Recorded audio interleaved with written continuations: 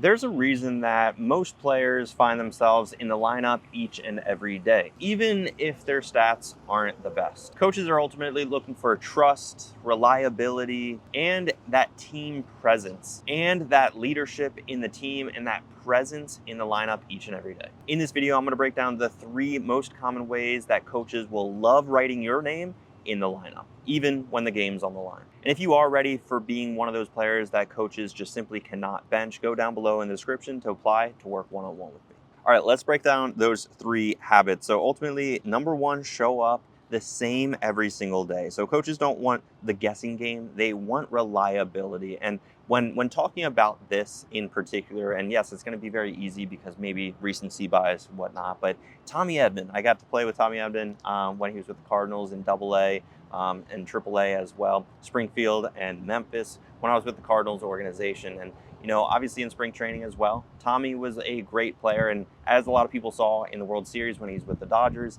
everyone referenced that he's basically the best teammate. He's, the coach's kid. He acts like the coach's kid all the time because he does these little things right. He hustles each and every game. He makes the defensive plays, not only the routine plays, but he also makes the extraordinary plays where he's diving all over the place.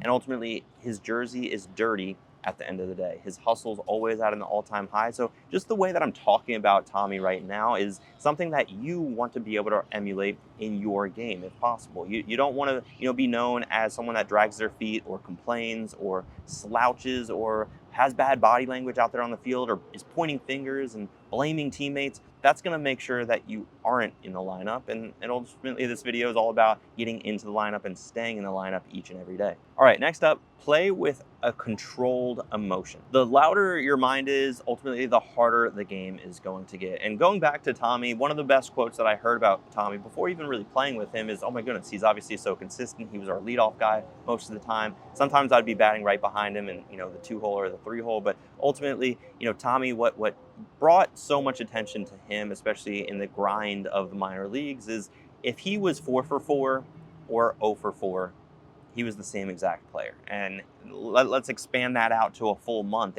If he was hitting 400 on the month, opposed to if he was hitting a $120 on the month, he's the same player. So he's he's ultimately bringing that grind. He's not going to mentally get defeated on himself just because of one bad game or a bad week or a bad month. The greatest players are always going to be able to bounce back quick, but ultimately they're not going to show that emotion. So they're not going to overthink in the box because of one bad game or one bad at bat. And that's where I feel like a lot of high school baseball players go wrong, is they think they're in a slump after going 0 for 4 in one game.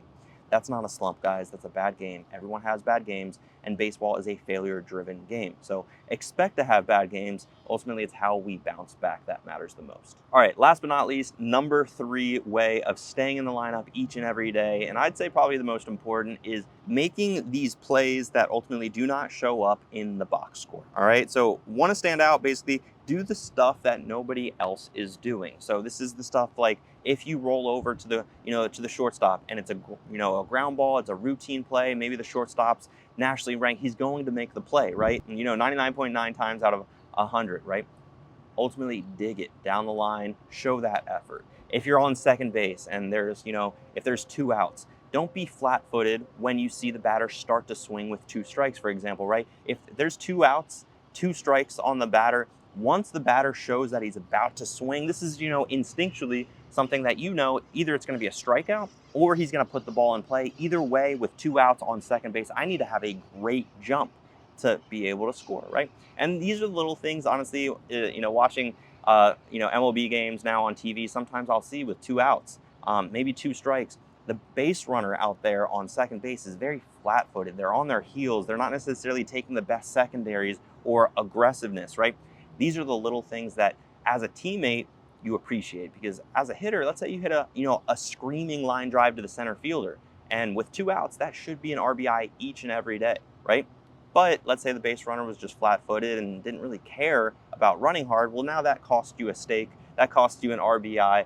You're not going to be friends with that guy maybe for the next day because you wanted that RBI, right? Of course, you're a teammate. You'll get over those little things like that. But this is where ultimately the coaches will see that as well. We want to make sure that we're able to put our best foot forward, not only for our teammates, but for ourselves. And, ultimately to be able to score more runs and win more ball games. So guys, if it hasn't been clear enough, being great isn't all about just having the best talent. Ultimately, it comes down to trust and consistency. Coaches have told me they ultimately like writing lineups that they trust in and the players that they trust in. And even for a better word, that they believe in each and every day, that are going to put their best foot forward. So you've gotten this far in the video, let's make sure that you are one of those players that the coach can just simply not deny you. There's no politics or anything else going on that, restrict you from getting into that lineup each and every day. And if you're looking for some assistance on how to develop your skills, get noticed so you have a real shot of playing college baseball, go down below in the description to apply to work one-on-one with me.